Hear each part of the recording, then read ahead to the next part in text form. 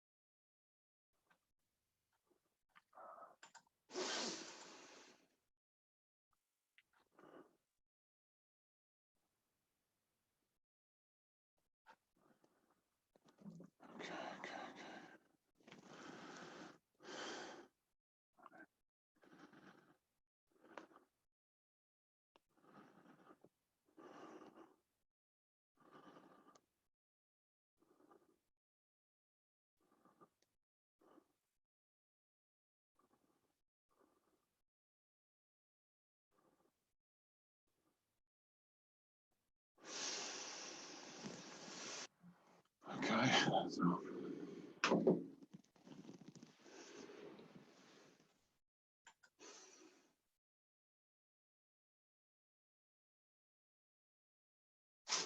Actually, I'll get control.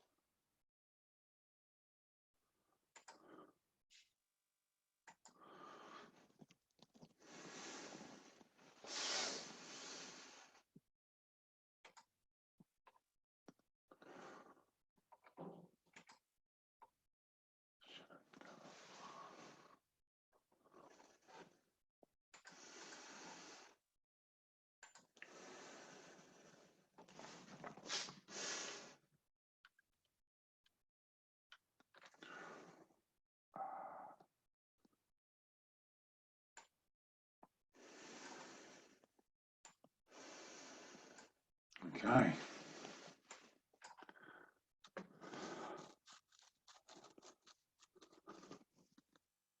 Start recording. We are recording. We've got 10 people in the meeting room. Yeah. So And when more people are coming, they will just automatically be let in, right? You don't have to do it. I'm going to let everybody in. I'm just checking on, there's some functions here. Yeah, everyone can participate. I'm just going to check on sound. So allow participants to unmute themselves. I've taken that off. Yeah. Yeah, because we don't want them to unmute themselves, do we? No. So I'll let them in and I'll say welcome and we'll get going, yeah? Yeah, and in the beginning, actually, I thought that I can say a quick hi as well. You know, yes, definitely. Yeah, that's good. Yeah, definitely. Let's do that. All ready? Ready? Yeah. Let's go. Yeah. Good afternoon, everybody. Good afternoon. Hey, Sumit, good afternoon. How are you? Good. How are you, Justin? I'm very well, thank you. I'm very well. Thank you for agreeing to do this webinar. It's really good to be with you on it today. So, Sumit, let's get started. We're exactly 1 o'clock. Everybody's in the meeting room that's here, so let's not delay. Let's get going. Brilliant. Thank you very much, everybody, for joining us today. We are absolutely delighted to have you with us. We're going to be here for 1 hour exactly. We will be finished by 2 p.m, we promise. And we're going to talk today about leading remote teams and effective remote working in our workplaces, because we all know how important that is, not only during normal circumstances, but particularly right now with the unprecedented challenges we face. So we're going to get started straight off. This is a picture of me where wishing I was self-isolated. This is where I would love to self-isolate, but I'm not, as you can imagine, I'm not doing that right now.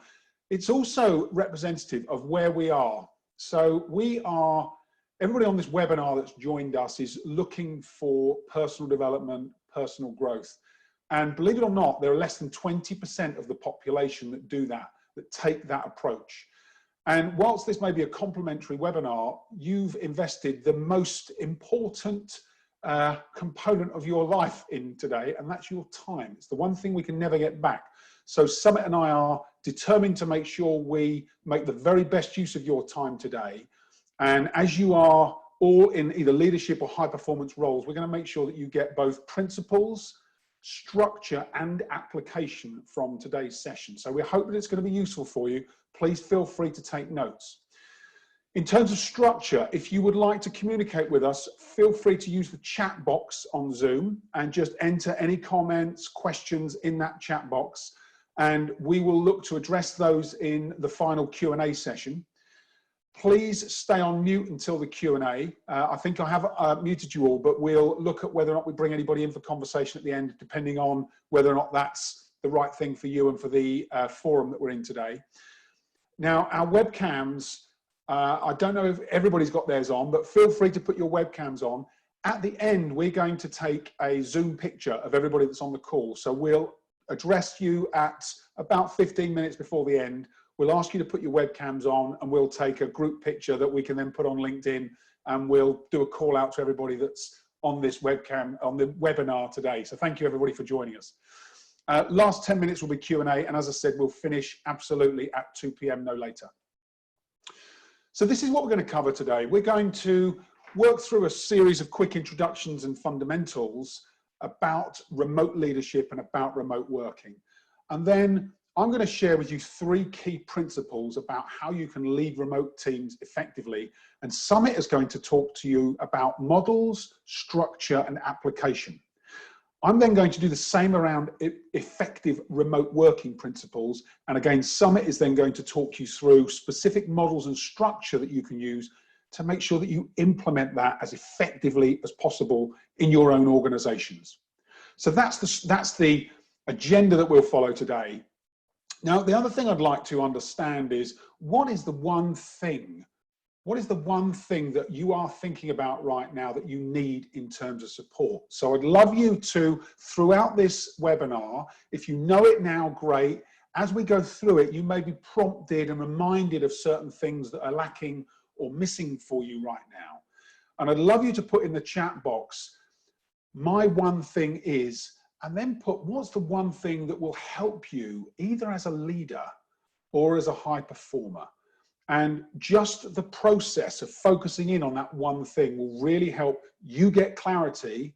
It'll be great for us because we will take that insight and we'll share it back through to you after the webinar, but it will also help you to think about how you address that particular need that you have as well. So if you can think about that throughout the course of the webinar, my one thing is, and just drop it into the chat box, and we'll be sharing those with everybody post-webinar as well. So thank you for that. So first of all, I'd like to introduce Sumit Malhotra. Many of you on the call will know Sumit, but some of you may not. Sumit is a really interesting guy. I've known Sumit for a while. We met at a business networking event, and I really love Sumit's outlook on life and work and his career. He has this principle about exploring and evolving. So he's naturally curious. He's really thinking about how he evolves, grows, and continually develops himself. Sumit has extensive experience, 15 years business experience, 5 of those years at director level and above, and specializes in the financial investments industries. Worked for some incredible organizations, Credit Suisse, S&P Dow Jones Indices, Legal and General Investment Management, and the CBE Group. And Sumit's worked in a number of functions in all of those organizations. He's experienced in sales, IT roles, quant investment strategies. I'm going to ask Sumit to explain that one because I'm still not quite sure what it is. Fund management and business development. And as well as having practical business experience, Sumit has extensive academic experience. He has a Bachelor of Engineering in Electronic Engineering and Computer Science, and he has a Master of Science in Quantitative Trading and Mathematical Finance, and Sumit is an MBA. So Sumit, I'm going to ask you to tell me what that previous quant investment strategy was.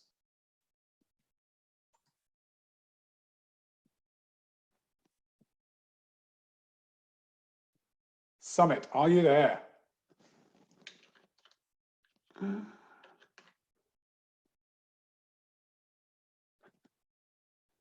Sorry, guys, we are having a few problems. Sumit, are you there? Ah, I need to, hold on a sec. Hold on a sec. Sorry, everybody. Unmute him. Let me find him. Hold on a sec. Sumit. I'm sorry, Sumit. It's my bad. Here we go. Excellent. Sumit, now, Sumit, over to you. Sorry, it wasn't technical error. That was user error. My user error. Sorry about that. It's okay. It happens. Quick question also. Are you sharing your presentation? Because I can't actually see the presentation. Can you share your screen as well? Ah, sorry, Sumit. Thank you for, I was sharing it. It isn't being shared now. Let me just put it up. Hold on a sec. Let's do that. How's that? As you can see, we are all adapting to working remotely. It's seamless, this, isn't it? Absolutely seamless. Right. Thanks a lot for that introduction, Justin. Really kind words. Appreciate that.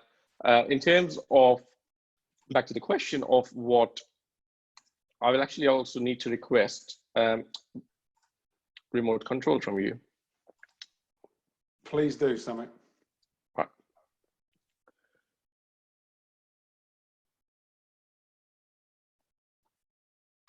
Yeah, we are.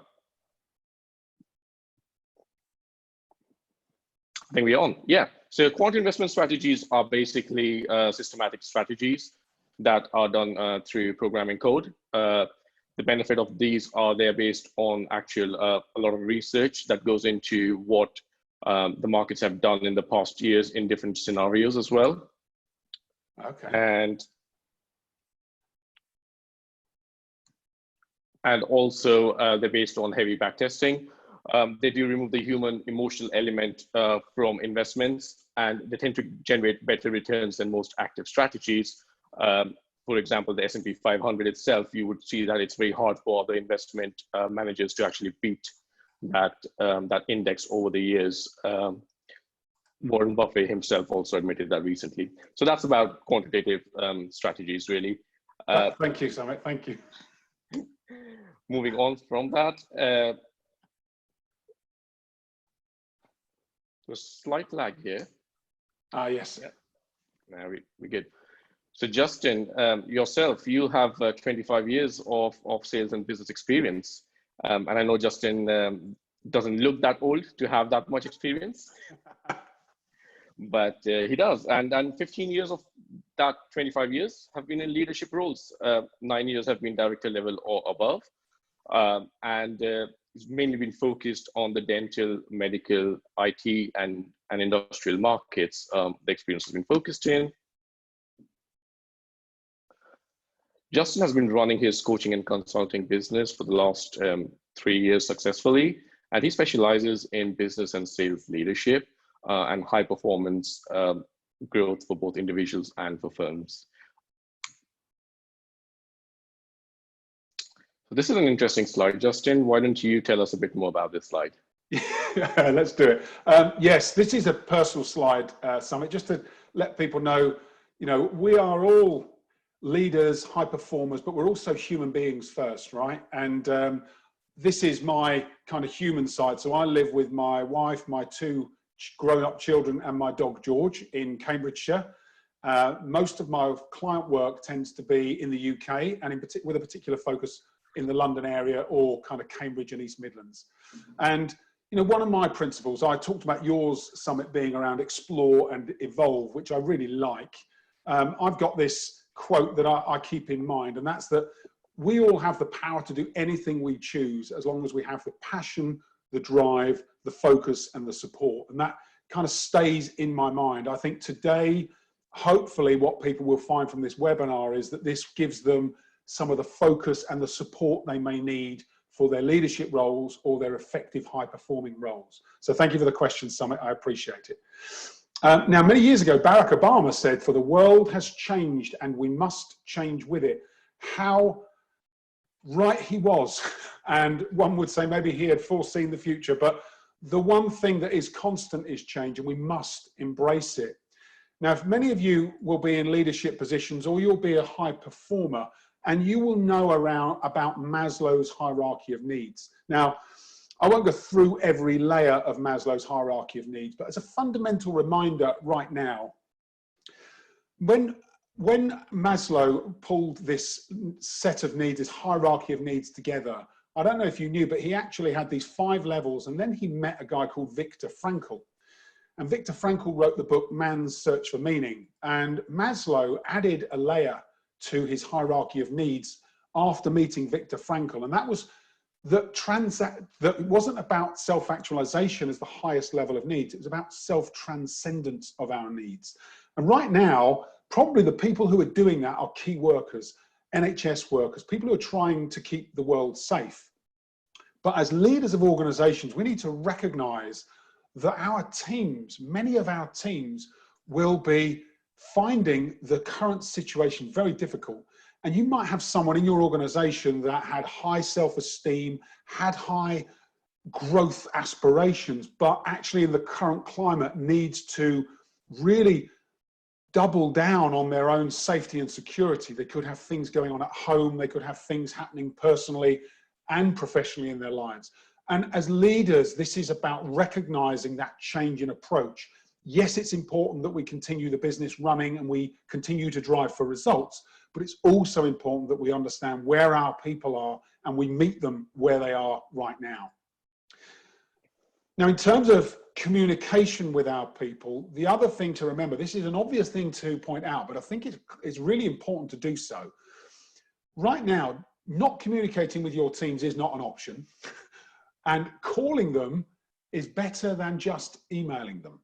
And that might be a really obvious thing to think about, but we're so, especially when we're working from home, we're so conditioned to jump on email and start firing out messages and communication via email. We can sometimes forget how important it is just to pick up the phone. And even if you're picking up the phone or having group calls, actually, video is significantly better than just calling people. So having the platforms that are available to us, whether it's Zoom, Skype, Microsoft Teams, GoToMeeting, whatever your platform is, getting people on a short, quick, face-to-face video call is significantly better than just having a call.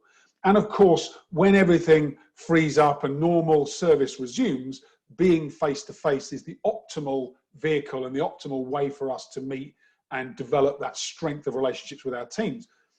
But we have this option to take a blended approach, and knowing there's a hierarchy and one actually is more beneficial and valuable than the other is really important for us to understand.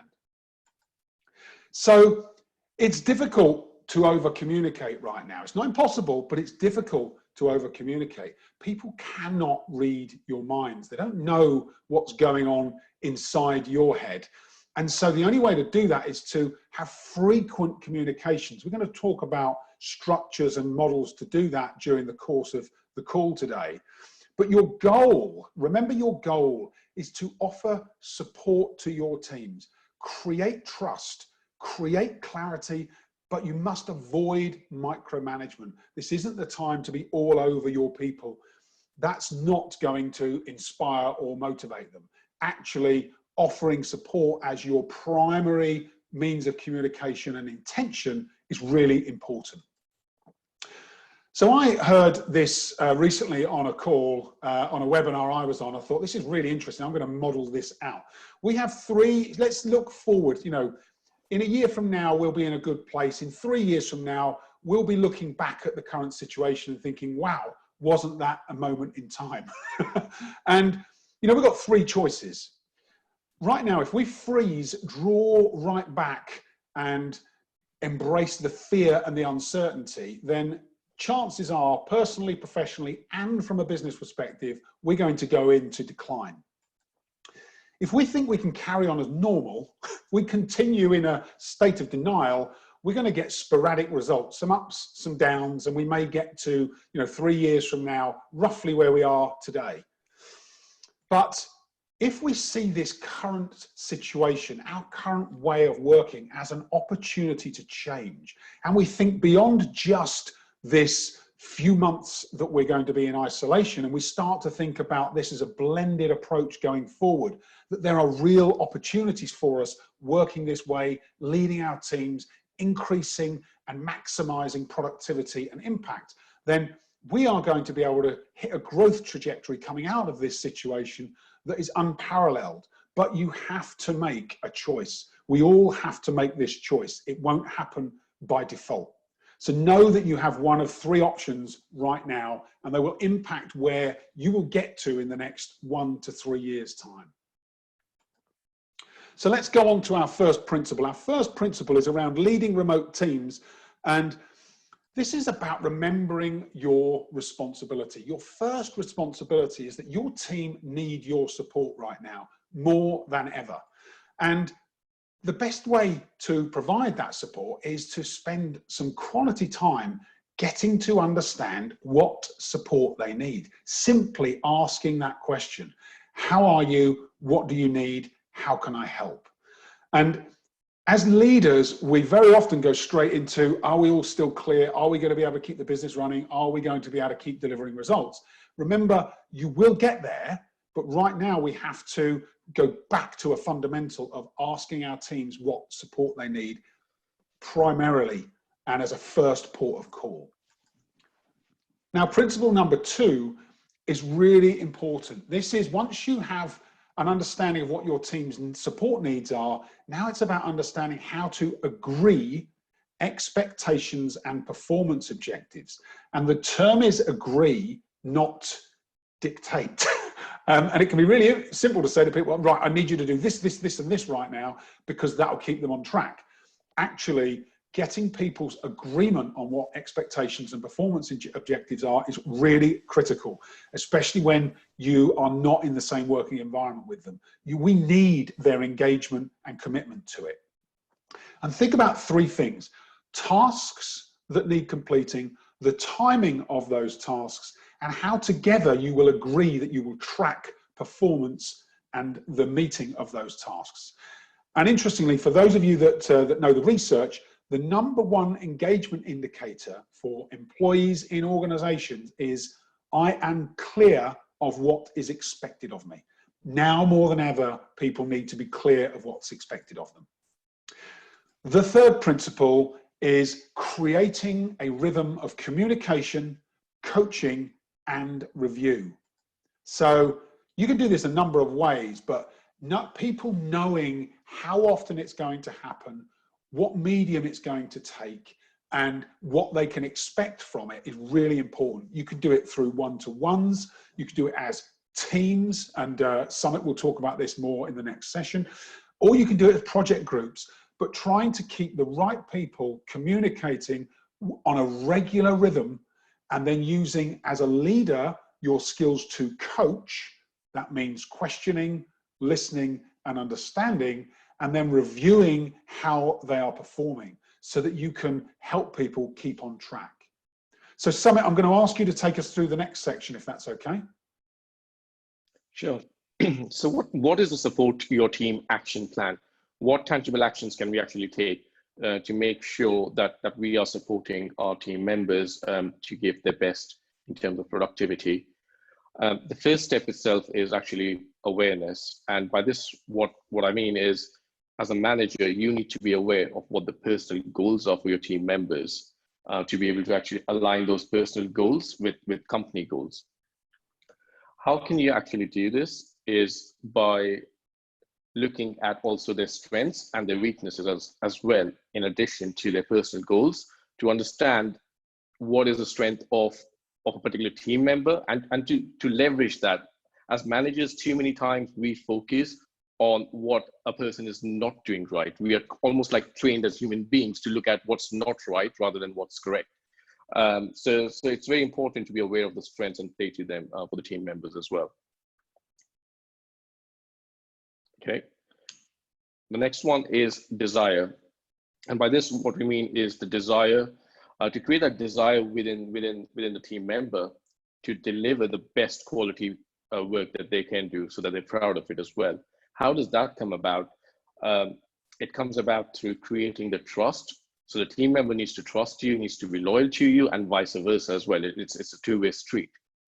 Motivation. Now, research suggests, and also empirically from my experiences, I've noticed that motivation is mostly intrinsic. You can't make a person do something if they're not interested to do it, apart from just kind of like, you know, cracking the whip and things like that, but you will not get the best quality work. You'll get a very substandard kind of work.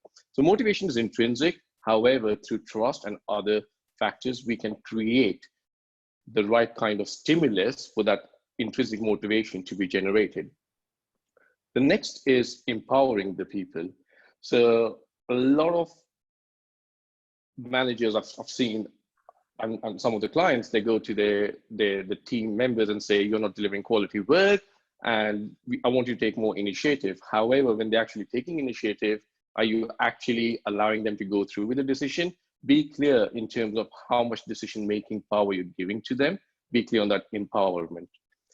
In terms of the next stage is knowledge.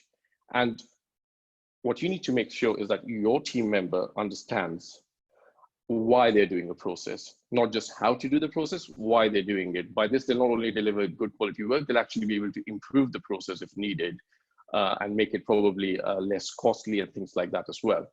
Make sure they have the right training and the right tools. So all these three components, they really lead to the enablement zone. So now your employee and your team member is really enabled to perform the task.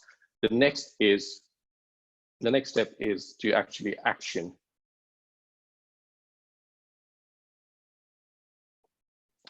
Action means your team members actually doing the tasks.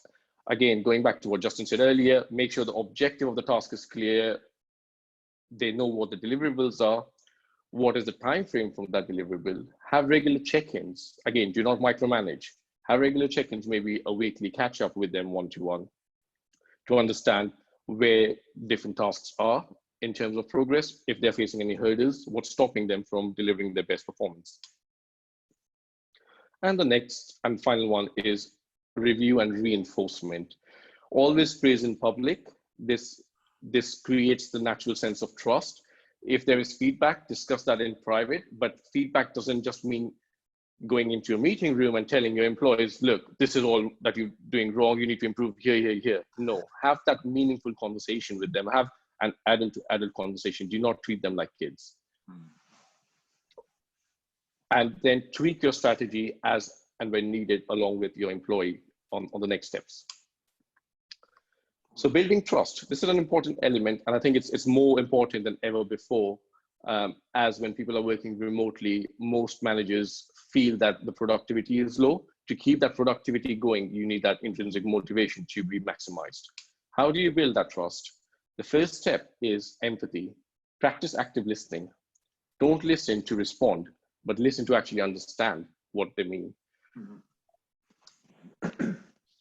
A good way of actually demonstrating active listening is to also summarize after the discussion what you understand from the other person's perspective. Logic is really important. Once you have actually listened actively, you can then discuss based on logic and reasoning and bring the discussion more to an objective space rather than a bias or subjective space. And instead of having a debate, you can actively have a solution-focused discussion here. If your logic is not good, I can't really help you with that. But what I can tell you is make sure that if your logic is good, you're communicating it in the right way. You're articulating it well. And the third step is being authentic. Be yourself, be genuine. As a human species, and we are trained to sniff out anytime someone is not being genuine with us. So do not say things you do not mean. Always say things you mean and follow up and show what you mean through your actions. Communication channels is so important during remote work, especially since we can't just turn our chairs around and have a face-to-face conversation. So we need to decide actually on two channels here. And one is the synchronous channel. This is meaning when you want to have communication in real time. And the other one is the asynchronous channel, which is more towards your email and project management tools, and people can carry out different parts of this conversation as and when they see fit. It is really important to do this because for purposes of clarity and for purposes of not micromanaging, you have to choose these channels really, really wisely. So when do you use a video call or an audio call? That's typically should be used for maybe a one-to-one meeting, a more in-depth session. And email and project management tools can just be used for day-to-day updates. You can use a chat for a quick conversation, quick confirmation on an action, perhaps.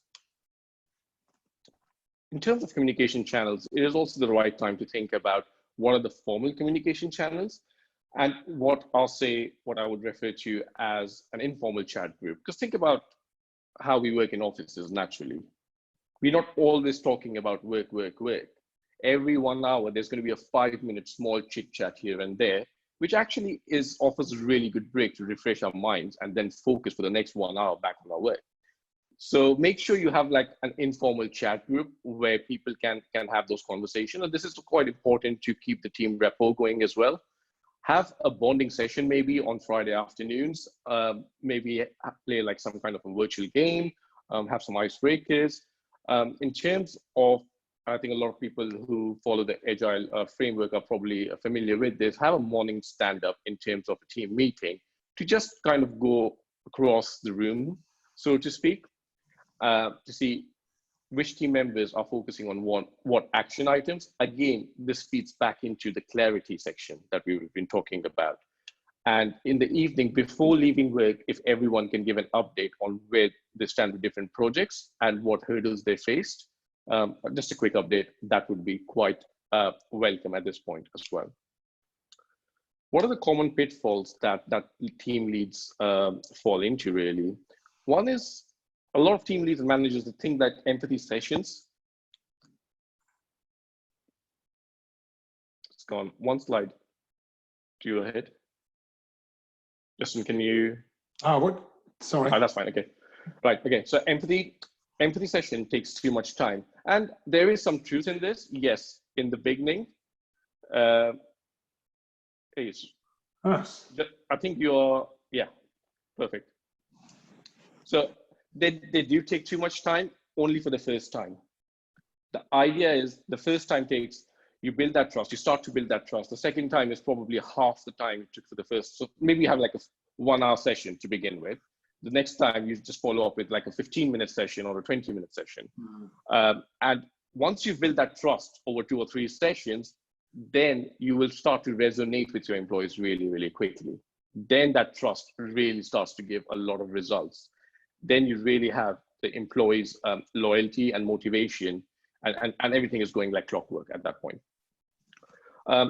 Another misconception is rather than training, I should do it myself. Again, it's the same concept from the empathy session, is people believe that because the first time of training someone is taking so long, they'd rather do it themselves. But you got to recognize, you got to be patient. And you got to recognize that once you've trained someone for the foreseeable future, they will be carrying out that task. And that task will drop off your list, and you can focus on other items that require your actual attention. And the third one is empower. So a lot of leaders say that they empower their team, but it is so important every so often to check back in and say, actually, am I empowering them? Or when they actually make a decision, am I too harsh? Do I back them when they make a mistake? Do they feel my full support or not? And have that conversation directly with your team members and see what their feedback is, rather than trying to assess that yourself. Because we live in communication land where we often assume what the other person is thinking, or we place more importance on our own biases. But the truth is, it's all about perception. What your employee perceives is their version of the truth, really, and that's what really matters. So be mindful of that. With that, Justin, I'll. Oh, actually, one more slide is Richard Branson correctly says so. If you look after your staff, they will look after your customers, and this is so true for all teams. You have to look after your team members to make sure that they're delivering the right quality product for you as well. Justin, I'll hand it back to you on principles for effective remote working. Thank you, Sumit. So we've talked about leadership and what it takes to effectively lead remote teams. There were a couple of things in there that sparked in my mind, Sumit, the Friday afternoon ice cream. Today is a Friday, really, for most of us, because tomorrow is a bank holiday. My daughter's working from home. She works in London normally, and she is on a house party call at the moment. Her and her friends friends, work friends, colleagues are having a house party this afternoon. I thought it was quite an interesting thing. And then later on, they're going to be having a house party with virtual drinks. So all sorts of things are possible. And sometimes we just got to embrace the technology and think about things differently. So remote leadership, now we're talking about effective remote working. Now this may be you as an individual and how you make sure you get the best from yourself. It may be principles that you want to share with your team. So I hope these three things, we wanted to try and keep it succinct and tight on the three most impactful principles. So principle number one when you're working from home is the morning routine. Now this is very often missed when we talk about productivity because we go straight into to-do lists and prioritization, which will be rule number two. But principle number one is really important. Get a morning routine in place so that you're rising at a certain time. You know what the first thing you're going to do is. You don't have to think about it. It becomes part of your habitual rhythm. And the way I think about this and have done for years now is I want to do three things as part of my morning routine. I want to generate energy. I want to get myself into the most positive mindset possible. And then I want to be motivated to start my day. And you can start each day at your best if you get a morning routine in place. And the one I use, so I ask myself three questions first thing in the morning, every single morning. And any of you who follow my social channels may know what these three questions are, so I'll go through them very quickly. The first one is, what am I most grateful for in my life right now? What am I most grateful for? It grounds me in gratitude. The second is, what am I, or what could I be most appreciative of right now, especially in the current climate? Because we should be appreciative of the absolute fundamentals of our lives that enable us to be here and do what we need to do any given point in time. And then the third question I ask is, what am I most excited about? What's the big challenge I'm facing right now? And it generates positivity and energy. Now, I ask those three questions, then I get into some form of exercise. Sumit's going to talk about daily routine in a second, but that's mine. And what it does is it creates a frame in the back of my mind and I guess the backdrop for my life that is inherently positive and high energy. And if you haven't got a morning routine in place, I promise you, doing something as simple as this can really change the way you approach every day and how you feel about yourself and your productivity. Principle number two. Now, if anybody on the call or on this webinar has read Stephen Covey's 7 Habits of Highly Effective People, you will remember this model. If you haven't, let me explain it. This is the urgent important matrix. And as you can see, urgency goes from one side to the other. I think it's that way as I'm doing it. Urgency goes from one side to the other, and importance dissects and crosses and goes up. So you end up with 4 quadrants. And the 4 quadrants are not urgent, not important. And you think, why on earth would I be doing things that weren't important or urgent? Social media, emails that don't need a response, that's all the stuff that's not urgent or important. Then we've got urgent but not important. So it might be urgent to someone, it might be urgent to us, important, not important to us, and urgent to somebody else. But it's urgent but not important. These are things that are constantly tripping us up during a day. Then we have the urgent and important tasks. And finally, we have those tasks that are not urgent, but are really important, the big strategic tasks we need to do. And what Stephen Covey's model teaches us is that we should prioritize our time and reorientate ourselves to spend a disproportionate amount of time in the top right-hand quadrant. It's not urgent yet, but it's critically important to me. And that is where the magic happens. That's where productivity really kicks in. And what I do with my tasks, I go through a simple review. So I get everything out. Right, I've got all of my tasks out, and then I review them. And I'm assessing them and understanding, okay, what needs to be done when? And then I prioritize. Once I understand them, I prioritize them. And only then do I take action on them. Because very often we get stuck into a to-do list before we've really assessed what's most important.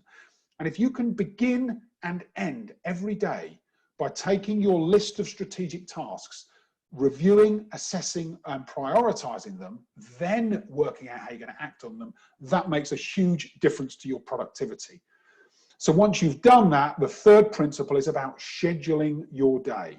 Know when you'll start, know, as importantly, when you'll finish, and commit to a finish time. Because when you commit to a finish time, you create urgency. You create this stop at the end of your day that forces you to be more productive and to finish tasks that you know need finishing. If you allow your days to blend into your evenings, it's not good for your work-life integration. It's also not good for your productivity, because you'll start to burn your own time. So diarize your tasks, diarize one-to-ones, diarize check-ins, and as importantly, create space in your day for breaks and downtime, because that will keep you highly productive. Sumit, over to you. Okay, so in terms of the daily routine, what is the action plan we can have? What are the different parts of the puzzle that we need to fit in here? Dress up. So change into actual work clothes. Do not make the mistake of actually just turning up at your designated work desk within your home in your pajamas, because your brain will not get the right kind of message. You will not be primed to give your best. Workspace, have a designated place for your workspace. Again, your brain needs to know which areas are meant for relaxing, which areas are meant for you to be productive at work. Time, as Justin said, so important to have the right start time and keep it regular. Show up on the same time every day, end at the same time every day. If you know that you have to finish the day by 5 o'clock or 6 o'clock, whatever it is, you will make sure that during the day, you are much more focused and productive in actually delivering tasks. Do not fall into the trap that I have the whole evening that I can catch up on tasks, because that will ruin your work-life balance or work-life integration. Exercise, do yoga, do cardio, do strength. Have different days for different exercise routines. All of them have their own benefits. It's important not just only to you to stay in shape, but it's also important for your mental health as well.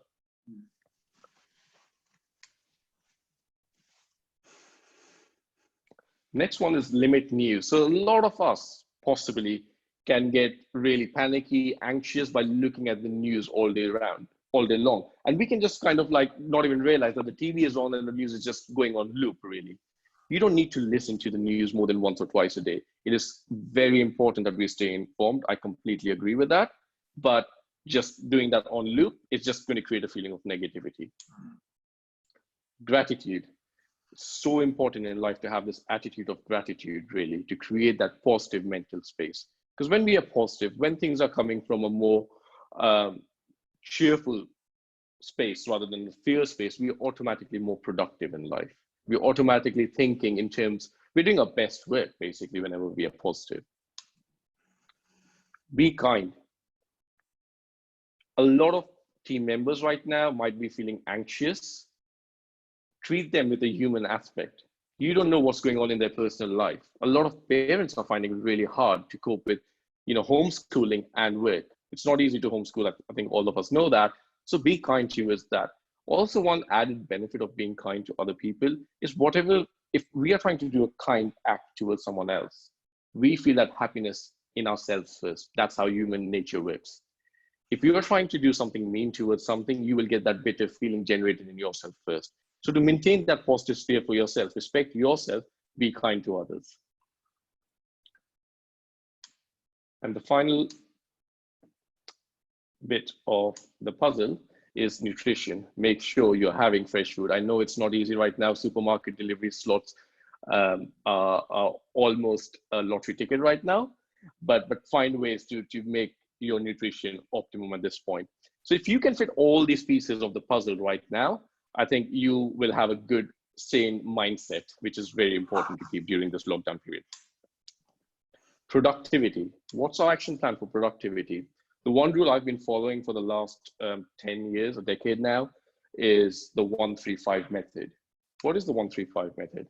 It is, you have one big task schedule for the day, 3 medium-sized tasks, and 5 small tasks. You have to get through these through the day. I usually tend to tackle the biggest task first because you have the most energy at that point. You have the most momentum. So do that the first thing in the morning. Then move on to your medium tasks, or if you want to get momentum, you can, get in 2 or 3 small tasks in there as well. But it's so important to have, again, a clear list of what you want to do and what you need to do. And it's best actually to prioritize this the night before. Emailing. In this data world, I don't know about you, but I was in jobs where I used to, more than 1,000 emails used to hit my work inbox on a daily basis. So it's so important to have the right filtration processes, which emails actually you care about, which are just, random confirmations that you don't really care about on a normal basis. So filter your emails using email rules, organize them into folders, have a 2-minute rule. If you see an email which can be answered in 2 minutes, do it there and then. Respond and not react. So Justin and I were discussing, basically, it is all productivity manuals talk about not responding continuously to emails, because that's going to break your concentration. However, some of us do live in this world where people are expecting instantaneous response, especially if you're in a production support environment and things like that. But just be careful of how you're responding and don't react instantaneously. Think if this email really needs to be responded right now, or can it wait? Next thing, again, with the whole digital data world, is collect, organize, prioritize, and do. This is so important to follow these 4 steps. Have a mechanism to collect all the information that's been thrown at you during the day, rather than thinking that if you don't look at this issue right now, you will forget about it. That is the number one thing that really, plagues all of us, is not having a space to park what is thrown at us. At the end of the day, organize all of that information for the next day for you, and prioritize it for the next day on how you're going to attack all of that information you've got, and how you're going to draw productivity from that. And doing all of these 3 steps is really going to help you actually maximize your productivity, and 90% of your time should be focused on execution of things.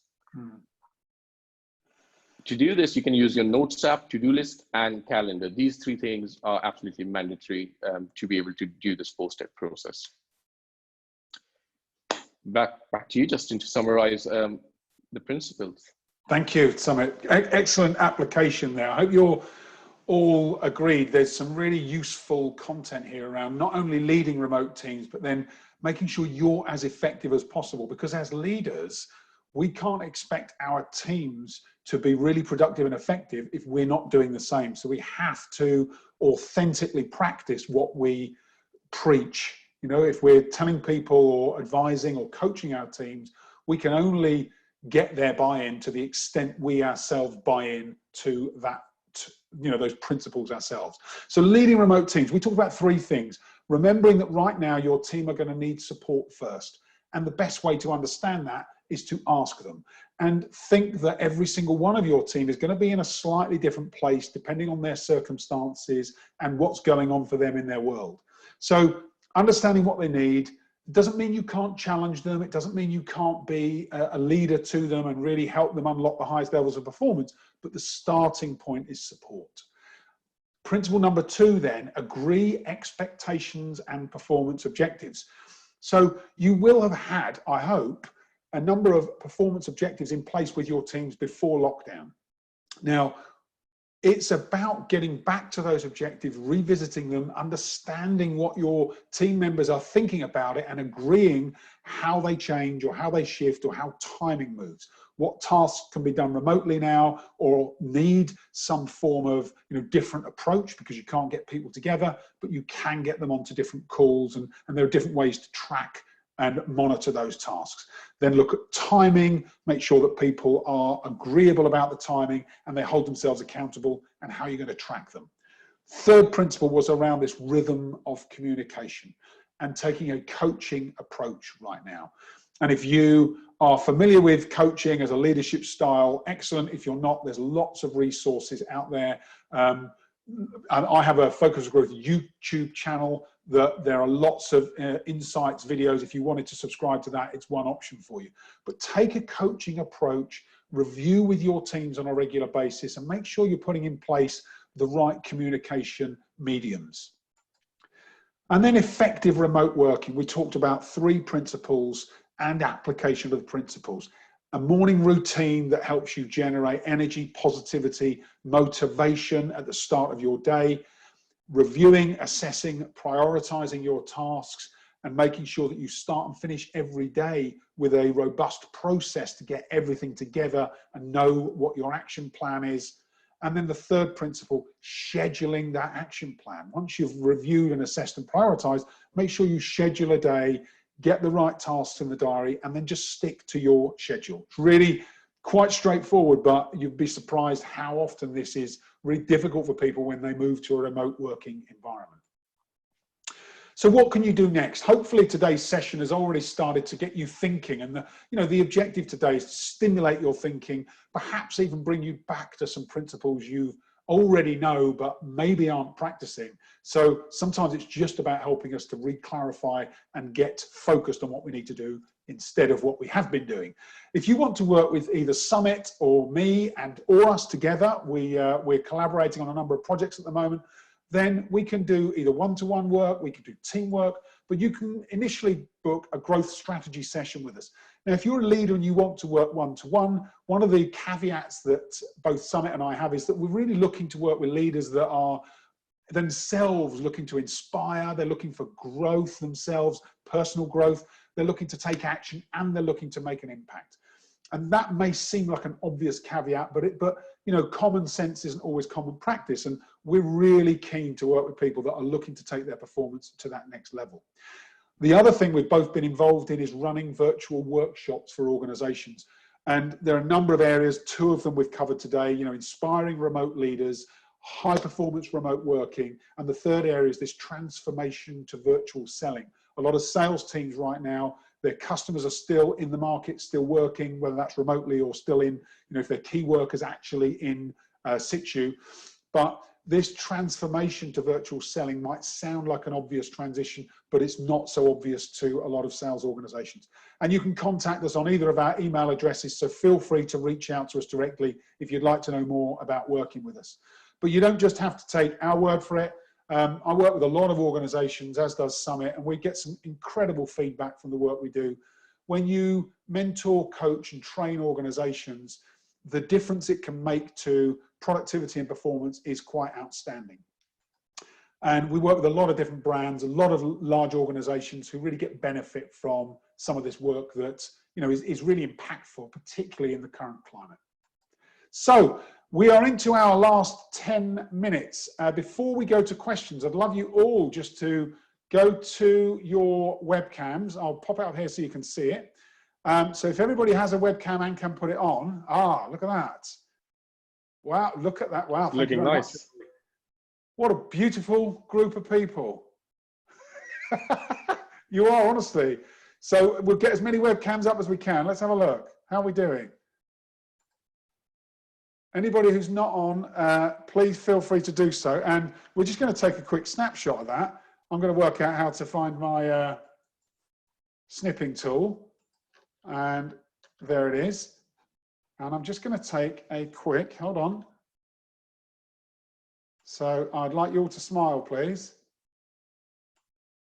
Look at that. Oh, okay, there's one. Look at that. Can you all see that? Yeah, we can. That's what you look like. What do you think? Oh, yeah. Everyone looks fantastic, but you've got everyone on mute, so they can't really comment. Yeah, beautiful. Okay, so let's have a look at our chat. So what have we got? Some good comments on the daily routine puzzle piece is really useful. Great graphic. Thank you, Suman. 135 method is too good. Oh, yeah, good. Too good, Sumit. You're too good. Thank you, Deepak. And I must admit, I use the 133, the 135. I revise it actually, Sumit. I call it 133 because I can't always get 5 small tasks done. So I go 133, but I use it the same principle. So that's really good. Sumit, I've got a question for you, if you don't mind. Go for it. So you talked about leading remote teams. What would you say is the most important quality as a leader when you're working remote teams? If I had to kind of nail you down to one, what would it be?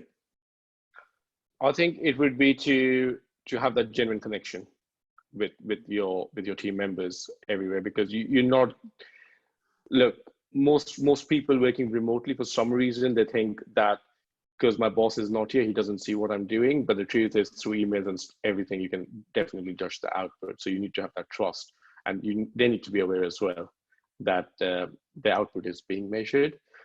If I can just add one more thing to that, I know you asked me just for one thing, but the other thing is being so aware of the strengths of your team members. I cannot emphasize this enough, really. So many leaders are just focused on what the negatives are and what the shortcomings are. And it's actually a true life story where one of my employees, he was so phenomenally good at churning out information and data. However, there were some quality issues and testing issues were the problem, and he was not getting promoted for 4 years by the past manager because of those problems. And I said to the senior manager that, dude, like, he is doing awesome work. We just need to take away this testing from him. Get that testing done by another team member who enjoys testing, who's good at it. And that really paid dividends. And now that particular team member, he's actually leading remote teams himself. That's a great example, Sumit, a really great example. And sometimes we have to know what our team's strengths or limitations are, because if you keep pushing someone on their limitations, it's only going to demotivate them. Yeah, you're absolutely. Yeah. Sumit, we've got a question from Roberta Zanardi. Roberta, hi. Hi, Roberta. Thanks for your question. So Roberta's one thing: how can I learn the right way to train and coach my team online? I'm used to doing it in person, but I've noticed it's different. It is definitely, there's a difference to it. But what I feel is when working remotely, a lot of those principles are the same. You have to use the same principles. It's just the channels will change. Yeah. Having one-to-one video conferences, again, video call is so useful in being able to have that honest conversation with them. And I would say, let them talk more. Ask them how is their day going, how is their productivity, how are they feeling about the change in work. They will start to give out information which is really useful and key for you to address. That's the approach I would take. Thank you, Sumit. Yeah, and I would say, Roberta, the other thing to bear in mind is if you're finding it more difficult, they are definitely finding it more difficult, okay? And if you can take your authenticity to that conversation, be honest with them and say, actually, I'm finding this more difficult than I was before. We're going to put these measures in place, but I also need your help. What else can we do? Because one of the things that we forget as leaders is that it's not just our responsibility to figure this stuff out, right? There are not only just the resources, but your teams, people in your team will have some suggestions. And while you're running through things, they'll be thinking, well, why aren't we doing this? And why aren't we doing that?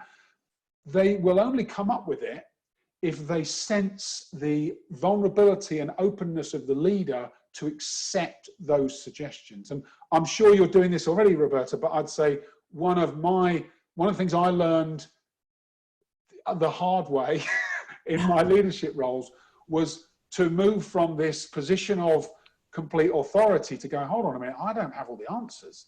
I'm going to have to enroll my team because I can't figure this out. No one person on the planet has that much intelligence, whether it be intellect or emotional intelligence, IQ or EI, and actually spending the time just with a bit of vulnerability. Sumit said, really listen to them. He's absolutely bang on. They will help you figure this out. They'll only help you figure it out if they think you want them to help. Does that help, Roberta? I've actually unmuted you. Ah, well done. Oh, thank you.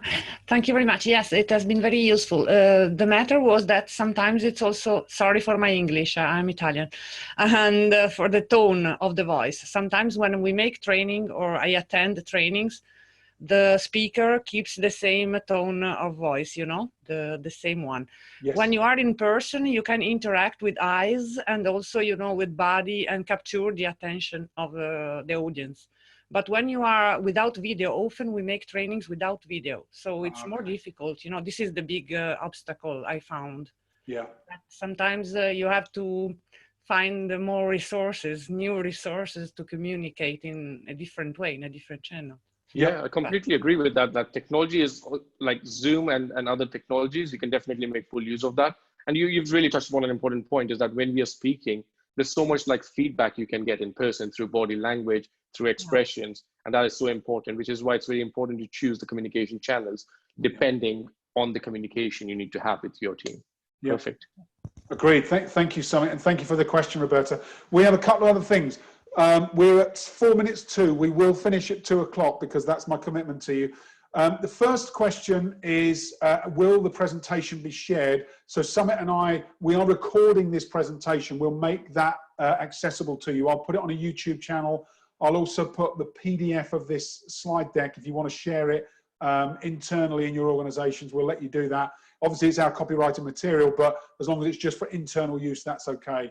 And if you would like us to go into any more detail in your organizations, feel free to reach out. There is one other question from Monsieur Ifyok Johnson. He said, my question is, what are the challenges of micromanaging in these times? 3 minutes, Sumit. 3 minutes. Do you want to answer that one? Yeah, okay. So my view on this is that micromanaging in these times does a couple of things. One is it completely tunes out your organization. And the more you try and micromanage, the less motivated people will be. And they'll start to actually resent the work. And the way I see it is, once we get beyond this period of time, your ability to maintain that staff, those staff members, is probably going to be compromised. So the antidote is to trust them, is to get closer to them, is to ask them, what can you deliver right now? What objectives shall we agree together? And work out a rhythm of review for those objectives. Sumit, what do you think? I think that's spot on. Again, micromanaging, you do not want people to feel like you are kind of like babysitting them or like being big brother on them. Allow them to do their work. It will also disrupt their productivity patterns if they constantly feel that my managers keeps coming in and disrupting my workflow as well. So I agree. I agree. Thank you, Sumit. Listen, guys, we're at 1 minute to the hour. I hope it has been a really valuable webinar for you. Apologies for my technical incompetence right at the start, where I tripped myself up and you just saw me blithering on. But we will circulate the slide deck, so you will have them. Thank you all very much for making the effort to join us. We really appreciate it. Thank you for the questions. Have a wonderful long weekend if you've all got Easter breaks planned, and we'll be in touch with next steps. So thank you all very much. Sumit, thank you. Thank you very much. thanks a lot. Take care, everybody. Thanks. Bye.